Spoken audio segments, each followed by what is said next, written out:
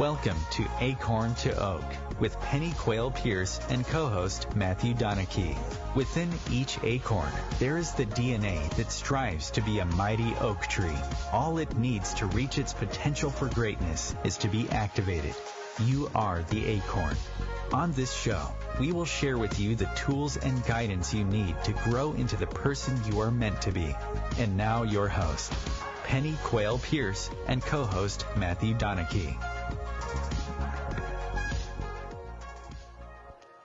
Hi, good evening everybody, or should I say good afternoon, whatever time you're listening to this. It's Pennie Quaile-Pearce and Matthew Donnachie, and we're discussing today, on today's show, how to grow your private practice. You may be a counsellor, a coach, a practitioner, or a psychotherapist. You've qualified, you're insured, you have a room. And now it's time to attract clients. So starting your own practice is exciting and challenging. And we'll be discussing on the show, things that will motivate and inspire you to take the necessary actions to attract clients and build a successful private practice to be proud of. How do you get started quickly, on budget? No website is necessary. How to build a business offline, and that's the most important thing, building your business offline. And how do you manage those nagging fears or worries that hold you back? How do you become visible and attract clients in a way that it feels right for you?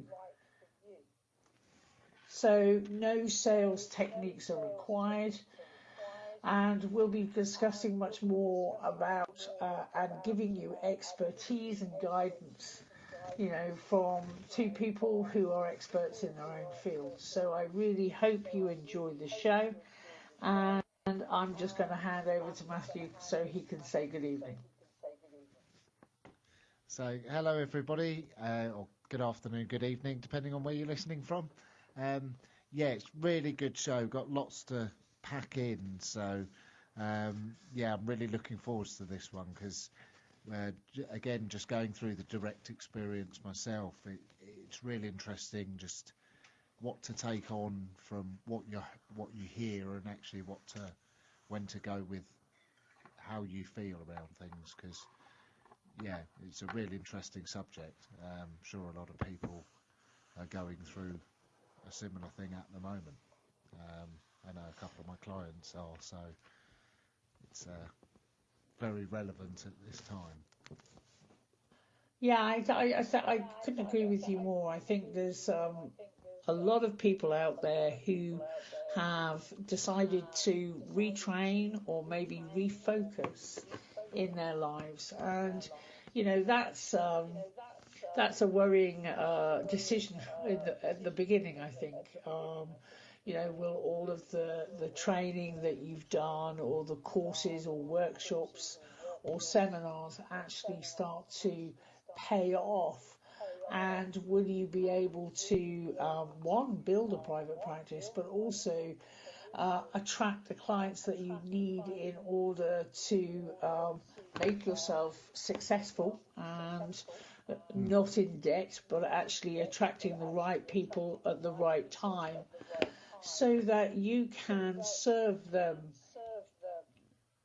in a really profound way, which is what brings the love of being self-employed and having a private practice, but also so that you can pay the bills and make sure that you're living a good lifestyle, so you're not always chasing your tail or not always chasing clients.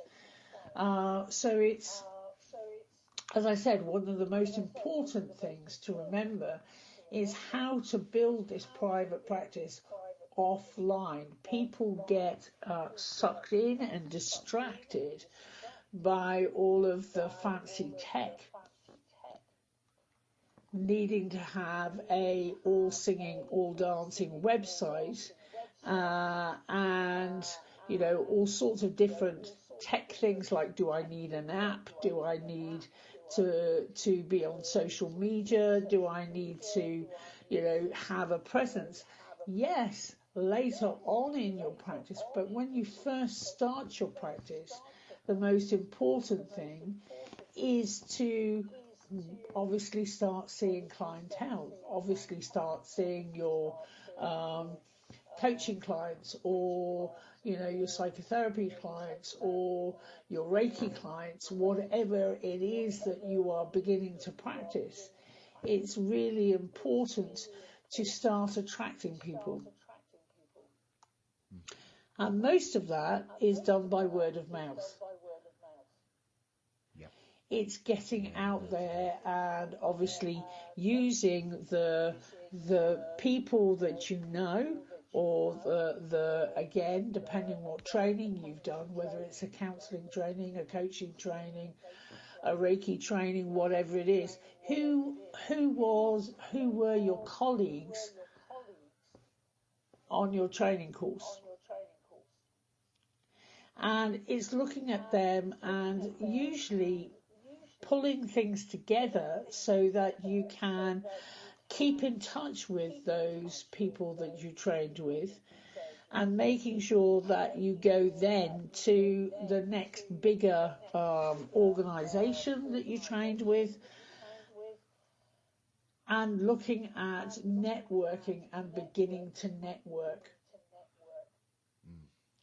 So networking, when I talk about networking, yes, networking, it may well be going to a networking breakfast or a get together with colleagues or fellow practitioners, and starting to talk about what you do, and beginning to get a feel and a spiel that you can give in a minute or 2 minutes of what is it that you are passionate about in your private practice. So looking at your, this is beginning, these are the first steps, obviously, is finding out, and I think one of the things, and Matthew is very good at this, he gets across to people very quickly and easily that what he does and what he is passionate about. And if you go into a networking meeting and you're talking from your boots and you're mumbling and you're just going, oh, well, I just help people. That's not how you need to approach a networking session. It's what you do. Are you a counsellor, a coach, a practitioner, a psychotherapist? What is it that you actually do? And what makes you passionate about doing it? Yeah. What is it that you can bring to your clients which is uniquely you? Okay? So the trouble is when we start, we have a tendency to say we want to help people. But it's actually finding out, how do you want to help people? And what can you bring to the table that's unique? So, an awful lot of business people will start talking to you about finding your niche. Who are the people that you would like to attract into your practice? And you don't, the first time someone talks to you about niches, and they'll basically say, is it entrepreneurs? Is it, women? Is it men? Is it this type of, especially with counsellors, is it grief counselling? Is it anxiety counselling? Is it, eating disorders? It's actually finding out, and you usually find out what you're passionate about, because it has been a challenge in your own life. So it's looking at it, I started my private practice. When I first started my private practice, it was very much working with people who had suffered from abuse, who were survivors from rape, who, were very much dealing with their own stuff around trauma and post-traumatic stress disorder, which is a flavour that runs through my life.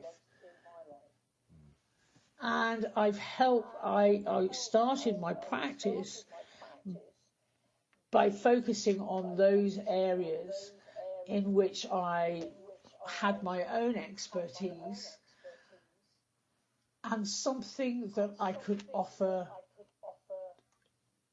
to the actual client. So when you first start off, do what you know.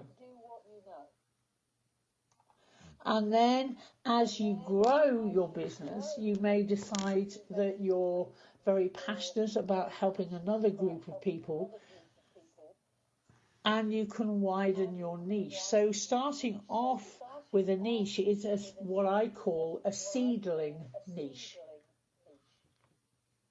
And that seedling is just what sparks you and makes you passionate. So I just wanted to give Matthew a chance to add his bit to this, because I know he's also looked at this and has some good expertise. Yeah, thanks. Really interesting listening, because I think the one thing very much that was vital for me at the start was going out and networking and talking to people. And I've always been very simple when it comes to explanations or being told things. I like things just very simplified, because I think so many people talk too much, and it was one of the sort of things I told myself at the start is it had to look a certain way, and I had to write a certain way and present a certain way, because to be seen professional. But what I was finding is actually by trying to make it professional, I was losing the personality within that, which was I like it fast and effective and very simple. And it's like, why beat around the bush? Just tell me what it is and what it does. One of the things I find interesting about advertising these days is most of the advertising you see, or especially on TV, is completely irrelevant to the actual product, and you watch 30 seconds of something that's irrelevant. So I'm very quick and effective, and I've found that within networking, I found it really easy to just connect with people, and even if that person wasn't interested in your service, I guarantee they'll know someone that is. And I've gained just as many clients from people that weren't interested in what I do. However, they recommended somebody that was, because especially working within sort of mental health and with PTSD and all the stuff that Pennie and I work with, and all of the practitioners from Acorn who I work with, there's such a wide variety, whether it's physical pathologies or sort of mental health issues, or even just excelling with our coaching packages. But it's people have this sort of for want of a better expression, sorry, I've got a bit lost here. I lost my track. So it's really just being yourself, and keep it simple and be yourself, and just put yourself out there, because nobody else can offer the service that you do, because nobody will do it the way that you do. And I think at the start, a lot of people tell you what they think you should do from a business point of view, and a lot of what I was being told just didn't seemed to resonate. And what I found worked at the very start was connecting with people, but being very sort of short with my explanation, because the work we do is very deep, and people can almost get lost if you talk to them a bit too much. So I found save that for the presenting and the talks that you'll do later on, but concentrate on what works. So you want to get out and meet people and connect with different people, because the more networks you can connect with, you'll find you'll meet lots of different people, and it just gets you out there, business cards, flyers, that sort of thing. And it's the mistake a lot of people make. First thing they think is, right, well, I need a website. And it's kind of like, you may have people stumble across you, but unless you're extremely well known because you've already excelled in the field, or you have a sort of a celebrity status, if you haven't got the footfall coming into your social media already that you can flip into your website, you could spend thousands on a website, and actually that money would be a lot more useful just in printing leaflets, getting out there. And also, a lot of people feel uncomfortable presenting, so networking's really good for that. If it's like, oh, well, I've never spoken, one of the hardest things for people to do, one of people's biggest fears, is public speaking. And I think everybody gets nervous, but networking's really good just for getting into meeting more people, being in really varied situations, varied personalities, professions, that sort of thing. So when you start going out and maybe doing some shows or some presentations, some speeches, it makes the transition real easy. So it's using what works at the start, which will then almost get you ready for the next stage, which for me was very much getting out, doing some talks, doing some shows, and really expanding that way. Because then for me it was working within the shows that we're doing. They do have a holistic approach, but they're not love and light.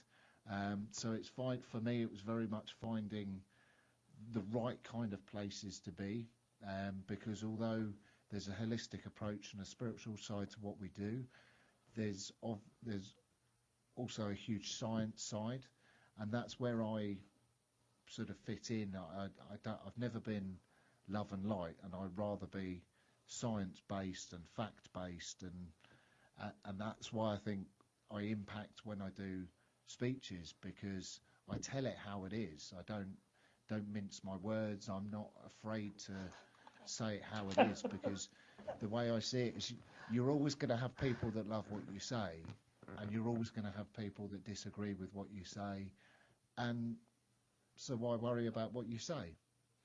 Try not to swear, be polite, and it's fair game then. So for me, it is about sort of being yourself and getting out there, and don't be afraid to be yourself. So we're going into a break, and we'll continue this on the other side.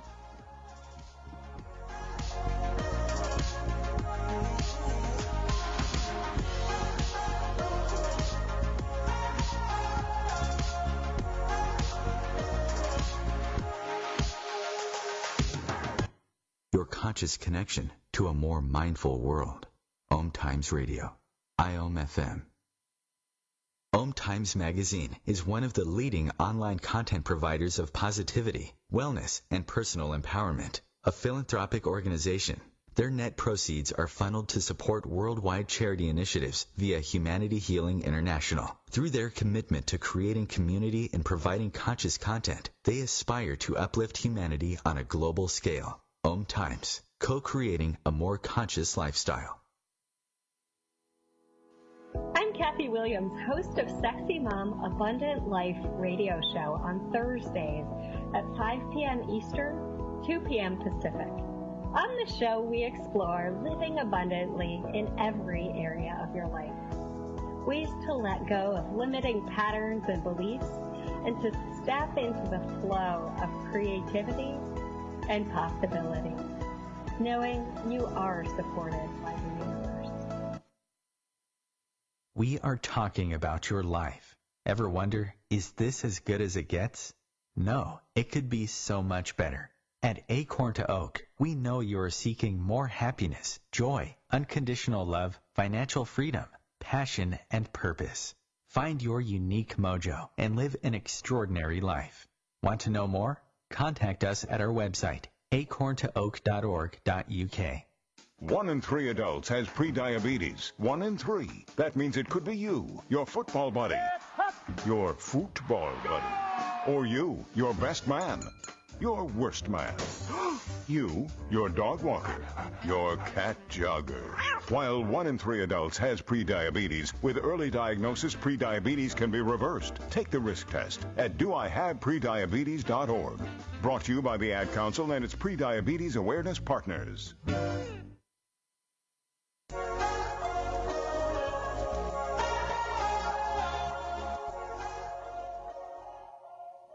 Hi, it's Pennie and Matthew again. I can remember really, at the beginning of starting my private practice, I thought I had to be the professional, with a capital P. And, very much had to be a certain way, quite serious, professional, or I wouldn't be taken seriously myself. And very much we call this the imposter syndrome, because actually what you're selling is not yourself, and therefore you find it difficult to approach people. And when I realised that all I had to do, as Matthew was mentioning earlier on, is to be myself. I laugh too loudly, I have a rude sense of humour, and I can be a bit sweary, as Matthew was mentioning, don't swear too much. But what I realised was, as soon as I started being Pennie, then people got me. And they bought into what I was teaching, and they definitely wanted what I had in life. And as soon as you start doing that, people really begin to listen to you. And you begin to establish yourself as an expert in your field. For me, I've got a great honour of being an expert in the field of energetics and spirituality. And, people come from all over the world to work with me, which is fantastic. But it's really beginning to be who you are. And as soon as you are who you are authentically, that's when your clients come. And they literally will come out of the woodwork.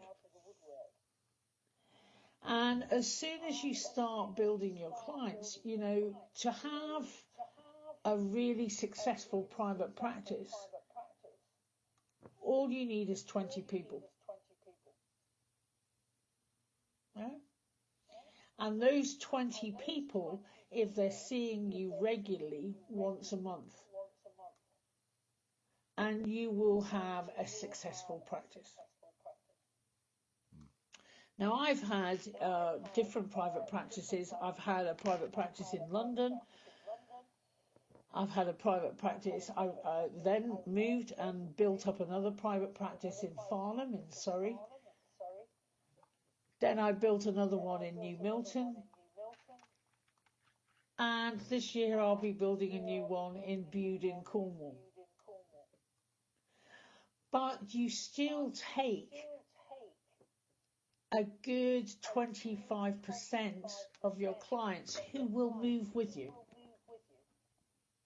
And, they will travel up to 2 to 3 hours to come and see you, because you are their go-to person. Okay? So when you're out there at the beginning, and I've done this many times, where I've gone to different meetings, maybe business meetings, and people take your cards and you think, well, you go home and you feel a little bit dispirited and you think, oh God, nothing will come of that. And then what happens is a couple of months later, someone may get in contact with you from that meeting. And you just sort of think, right, okay, and they become a regular client. People worry about stupid things when they're building their private practice. They worry about the number of similar practitioners there are in the same road. And I look at it and laugh and I go, yes, what about Harley Street in London, where you have all of the consultants, all of the medical consultants in the same road? And they all are attracting huge amounts of clients because it is known as a centre of excellence. So don't worry about how many counsellors or how many homeopaths or coaches or practitioners are in the same town as you. Because actually what that brings up is everybody's awareness in that town that there is this service. So again, don't worry about competition. The more competition there is, the more you can charge for your services. So again, I just wanted to debug that one. And it's really important to, after going out and doing networking, is to follow up. Whether that person is not in your industry or not. Just follow up saying, if you've got their business card, it's just a case of, it was great to meet you, yakka, yakka, yakka. Hope we meet again at some other occasion, or maybe catch up for coffee. Because these people, even though they may not want your services, have a whole network of people who they can refer you on to, or actually give you different clients, or say, yes, I know somebody who could really do with this. Okay? So it's again, it's looking at what works for you. And as I said, building your business offline at the beginning is so important, and I will reiterate this time and time again over the show, because if there's something I really want to get into your head is don't distract with all of the shiny stuff. Whereas in fact what you need to be doing is getting out there and talking to people, and that's how you actually attract people into your practice. I just wanted to talk for 5 minutes. I went skiing last week, and again I was on an aeroplane with, obviously there's a few hundred people there, going through airports, doing all sorts of different stuff, and talking to people. And I happened to have in my handbag a few of my cards,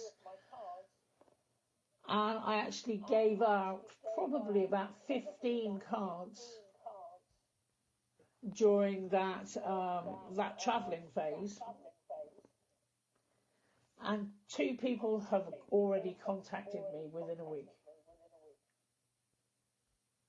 Okay? So it's literally, I don't go and mug people, by the way, and say, sit down and listen to me. It's just general conversations when you're waiting in line for stuff, and, hi, how are you? And actually beginning to chat to people. Because we forget that in our normal lives, an awful lot of people don't get a chance to talk, and they don't get a chance to talk about their story or talk. And if you give them that option so that a little bit about themselves, people are really then interested and will listen to what you have to say to them. And it's so important in building a business to just to start to learn to be comfortable chatting to people and actually saying to them, not in a salesy way, just chatting like you chat to a friend over a cup of coffee.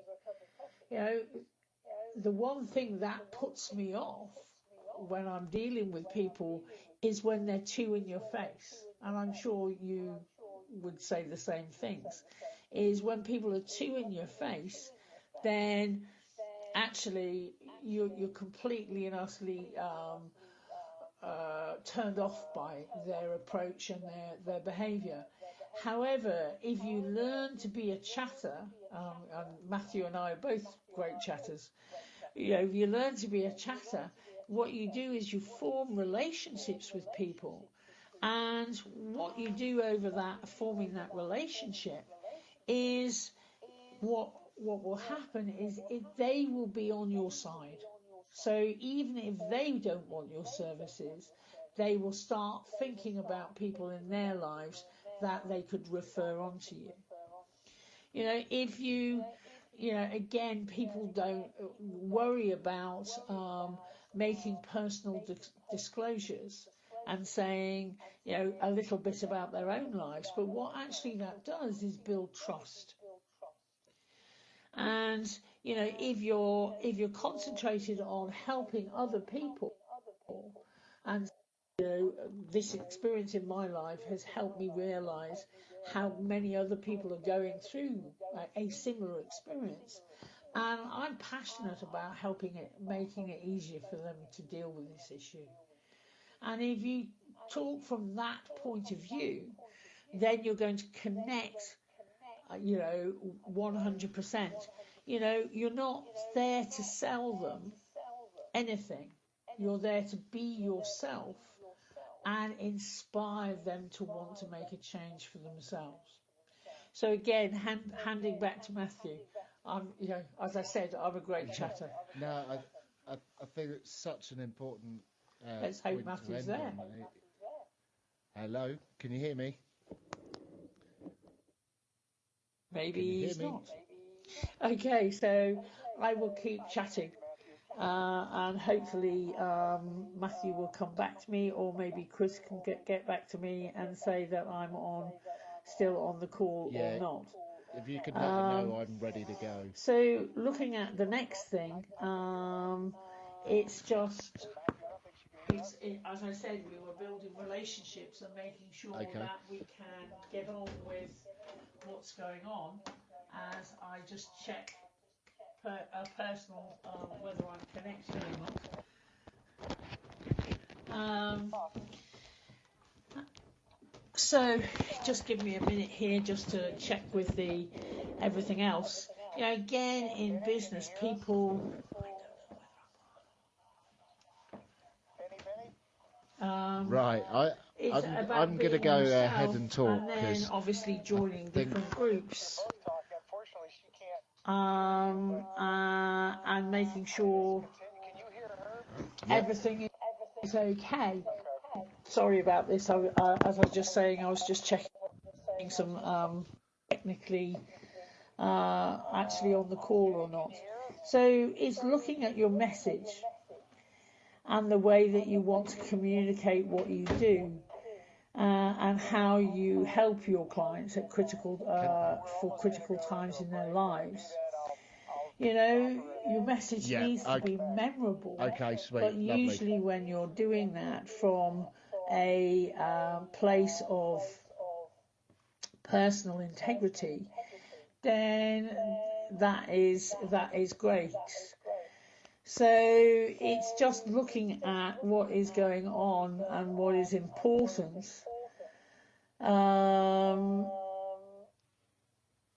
in your message and writing it down, practicing it a few times, maybe doing getting completely and okay with what you're actually saying, and doing all sorts of different stuff, which will enhance that. So it may be a 2 or 3 minute sort of writing it down first, practicing it, making sure that it's humorous, something that's vaguely outstanding, and making sure that you can get that across to your audience, whoever that be, whether that be at a networking session or whether it be giving a talk, something that has a clear and easy description of what you actually do. So that's important. And finally, one piece of the subject is don't use jargon, don't use professional jargon. Because if you do use professional jargon, you're going to lose your audience and lose the people who are very much part of who you're trying to attract. I was a medic for some time, and we used to speak in jargon most of the time, purely so that nobody else could understand us, I reckon. But, it's not a good thing when you're actually trying to attract people into your practice. So, again, it's just looking at what you're doing. Again, an elevator's pitch, they talk about elevator pitches at networking meetings. It needs to be about 60 seconds to a minute and a half. Maximum, so that you can get it out, who are you, what do you do, and something that is inspiring in that. So that is really important.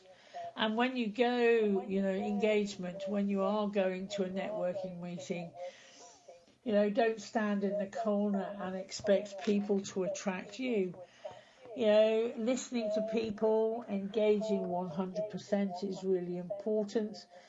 It's, try asking questions to find out something about somebody else. Don't, think that you're the person who's got to talk all of the time. Think, where are you based? What type of events do you go to? To be an effective network. Prepared to take that.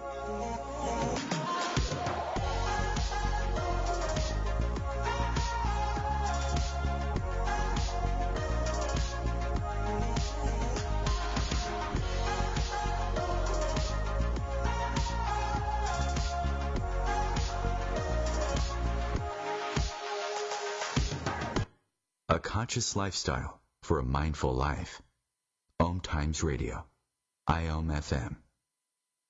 Being a radio host on IOM-FM allows you to build your show on a rich platform with the power of the internet to fulfill your outreach goals and connect with a very specialized and global online audience, unlimited by time and distance. OMTimes Radio will provide you with web relevance, a recognizable conscious brand, and with the standard of excellence that has accompanied every single OMTimes endeavor. Host your show with OMTimes Radio Network. Hello, I'm Sandy Sedgbeer, host of OMTimes Magazine's flagship radio show, What is Going On? My passion is sifting through information, research, and innovations from new thought teachers, speakers, and researchers pushing back the boundaries of what we know about life, energy, metaphysics, and the universe. I love shifting perceptions about who we are, why we're here, and how quickly impossible becomes normal when we open our minds, expand our awareness, and accept that the only limits that exist are those we place upon ourselves. So if you're the kind of forward-thinking, eager investigator of what lies beyond the current reality that most perceive, why not make a date to come play with me in the field of possibilities at 4 p.m. Pacific Time, 7 p.m. Eastern Time every Thursday, and together we can discover what's really going on. We are talking about your life. Ever wonder, is this as good as it gets? No, it could be so much better. At Acorn to Oak, we know you are seeking more happiness, joy, unconditional love, financial freedom, passion, and purpose. Find your unique mojo and live an extraordinary life. Want to know more? Contact us at our website, acorntooak.org.uk. Long ago, you wouldn't think of galloping on a horse while doing calligraphy, and you wouldn't have attempted to ride your bike while typing a letter. Yet you think you can safely operate a multi-ton vehicle while texting? Behind the wheel is no place to multitask. If you want to BRB, drive now and text later. Lives depend on it. Visit StopTextStopWrecks.org, a message brought to you by the National Highway Traffic Safety Administration, Project Yellow Light, Noise, and the Ad Council.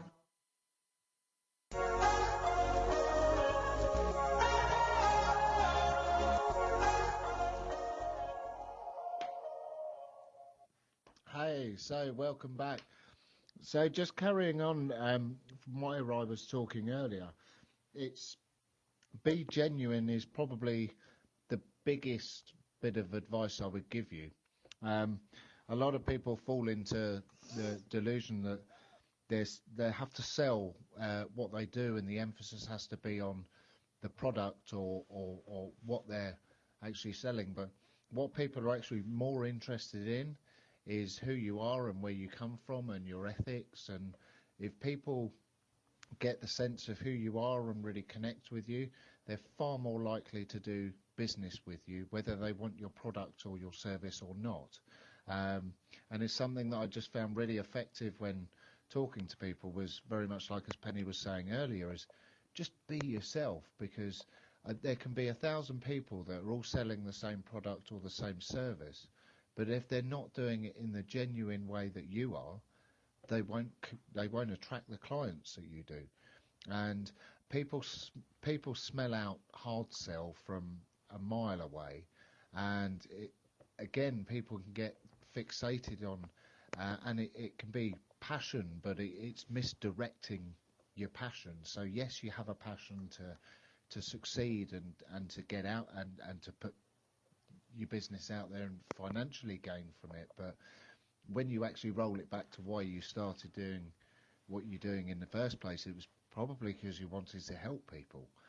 So it's keeping the vision aligned with your passion, and for me that helped me really focus on just being myself and putting it out there. So I wasn't necessarily worried about telling people all the services I do. So that would be the Reiki, the coaching, it's breathwork practitioner, it's using NLP, but very much I put myself out there. I'm an action therapist, so I run a bespoke action therapy clinic, and it's very simple because a lot of people have very different needs, even working with people with PSD. You have to be able to adjust, and very much for me it's about listening to the client and going on what the client's going through, rather than what my training is necessarily based on, because everybody's needs are different. So what works for 10 clients may not necessarily work for another few. So it's always being flexible with how you put yourself out there. So I wasn't trying to be specific. That's exactly what I do, because I found it resonated with a lot of people. Said, well, I think you could help so many different people in so many different fields. You almost can't keep yourself small. So for me it was about keeping it simple but being genuine, and actually saying that whether you're a high-flying entrepreneur and you're trying to take your business from something that earns a couple of $100 million a year up to the sort of big time, and it doesn't matter whether you're small and you just want to deal with your emotional stuff. So everybody has different needs, and if you try to be too specific at the start, the niche markets don't necessarily, or they didn't necessarily work for me at the start. I found when I was focusing just on one thing, it just wasn't coming in. And so for me, knowing what I do, it was very much, okay, well, there's no point flogging a dead horse, and if it's not working, don't spend your time on it.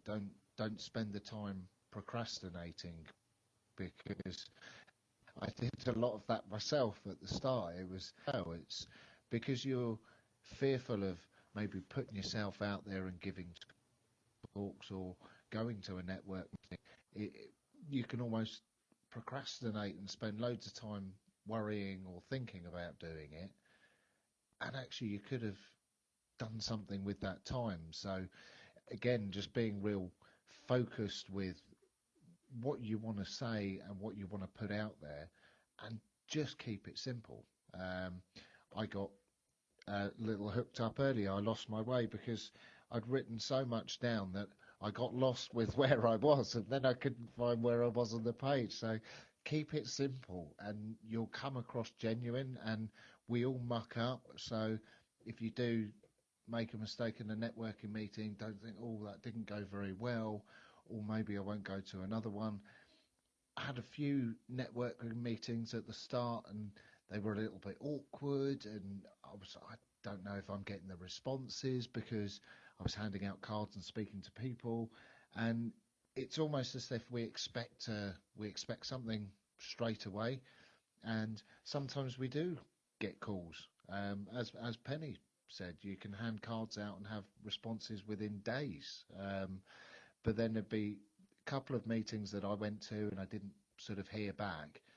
And there was one meeting I couldn't decide whether to go, and I was procrastinating again. And I just said, right, you're procrastinating, stop it, make a decision what you're going to do. I went to that networking meeting where they had the chance to give a 3-minute talk. By giving that 3-minute talk, I've attracted 6 private clients, 1 magazine article, and 2 contacts, one which I'll be collaborating with this year, and also a lady who Pennie and I have used her centre for some of the workshops that we've done for the practitioner course. So it's really interesting just how much you can get from one meeting. And if I bought into the stories and thought, oh, well, maybe I missed this one out, because it doesn't really matter because the others haven't gone particularly well. And, well, 2 may not have may not have seemed as though they'd gone well at the time, but then everything opens up. And you'll have one that goes really well, and it'll just give you the inspiration to keep going, because it's real easy to sort of get to put ourselves down, and we maybe do a show and we don't attract as many people as we hoped for. And something Pennie and I did a lot of shows when we were promoting sort of Reiki courses and the foundation courses and that sort of thing. We were running a lot of shows years ago, and it was just so amazing that I think it was the second show that I did with Pennie. I was kind of like, oh, we haven't been that busy today, and I thought we could really connect with someone. And then the next person that got on the couch went through what could only be described as a life-changing experience. And it was kind of like, you know what, if we were only there for that one guy, that was well worth it. And so but it's easy to get into because you're not perceiving it to be going well, doesn't mean behind the scenes it isn't. So walking away from that networking meeting, I thought, well, yeah, that it went better than the last one, but the journalist didn't tell me that they were interested. The clients didn't initially say, oh yeah, I'm really, really interested. People said, oh, that's really inspiring. What you're doing is amazing. And obviously everyone takes your card. But unless someone directly says, right, I would like to book an appointment, you can't gauge at the start whether they're interested or not. And we tend to think, oh, well, because they said they weren't.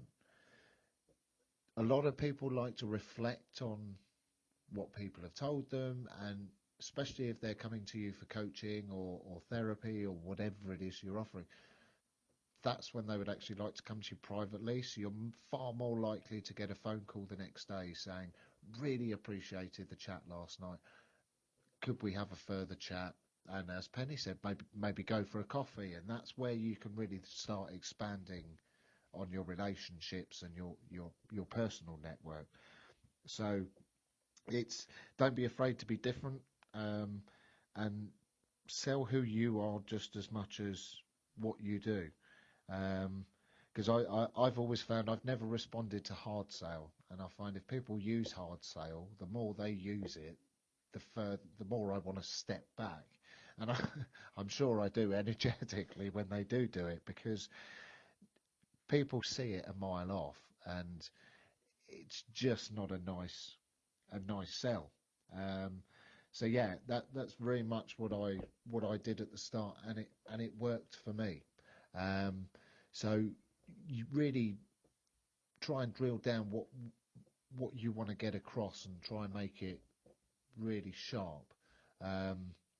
Obviously, if you're coming from the other side and you're getting out and you're doing the talks, it's very much about gaining credibility for me. One thing I found is once you've gained your first set of clients, it's use those clients just as much as they're using your service. So if you're starting out and you're worried about, well, I haven't really got a big testimonials list, that sort of thing, it's use the clients that you've got and really make the effort to journal and keep all your information on what's happened in each session. But I get quite anal about notes, because what I find really interesting is when you pull out a file and you show your client the file after 6 months and they've got a log of information, they want to do more work with you because they see how much effort you're putting in.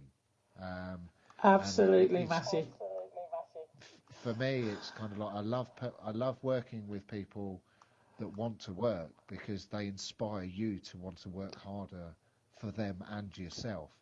And when you find yourself in a position like that, you realise, wow, I'm doing what I'm meant to do, because my clients are inspiring me just as much as they say I'm inspiring them. So something's working there, and it just works.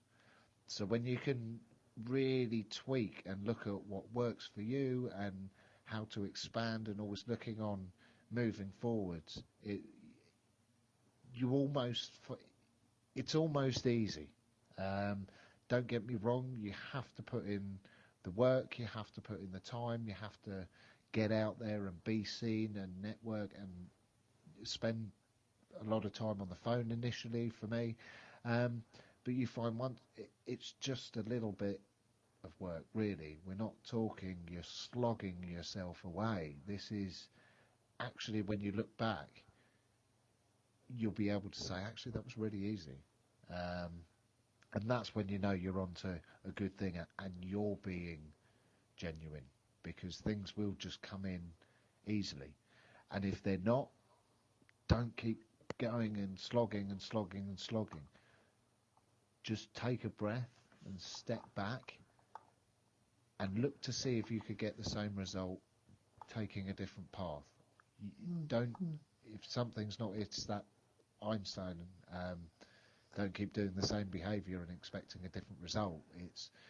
I mean, fortunately Edison did that with the light bulb, otherwise we wouldn't have them if we hadn't tried that many times. But we're talking business, so it's very much about use different avenues. So don't always think, oh, well, if the networking's not working for you, there are definitely other avenues. So look at even just local networking, getting yourself out. I'm sure you have this in America as well.